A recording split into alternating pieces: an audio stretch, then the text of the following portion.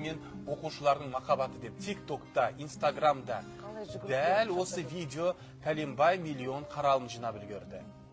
Бұл мектепте негізі бастауыш класстар оқи ма? Әлде жоғары класстар бар ма? Бастауыш сынып әзірге біртіндеп енді жоғарыға көшеміз.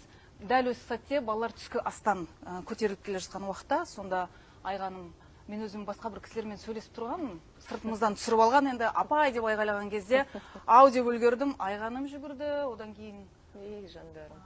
Альфинур, Ибрахим, Жантөре, Сұлтан. Бәрінің аттарын атап жатырсыз ғой. Енді тағы да жүгіретін балалар бар, мұнда енді келмепті, бірақ осы видео кеткен екен әлеуметтік желіде. Және де мен балалардан әрқашанда қалдарың жақсы ма, дұрыс тамақтандыңдар ма, бәрі дәмді болды ма, ал енді сабаққа барайық, күштілеп оқиық.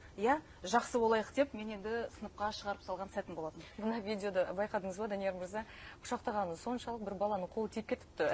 Директордың бетіне, бірақ бұл жерде енді мынаны айтыңызшы, баланың аты бала қанша дегенмен, енді әй дейтін әже, қой дейтін қожа болмаса тағы болмайды деп, атам қазақ бекер айтпаса керек. Балаларды қатты еркелетемін деп, балалар басқа шығып кетпей ма негізі педагогика бұл жерде енді бірінші сынып оқушылары, және мен директормын, маған жақындама Артур дей алмадым, себебі бала ғой бірінші сынып. Ал барлық мектеп оқушылары мені құшақтайды деп айтпаймын.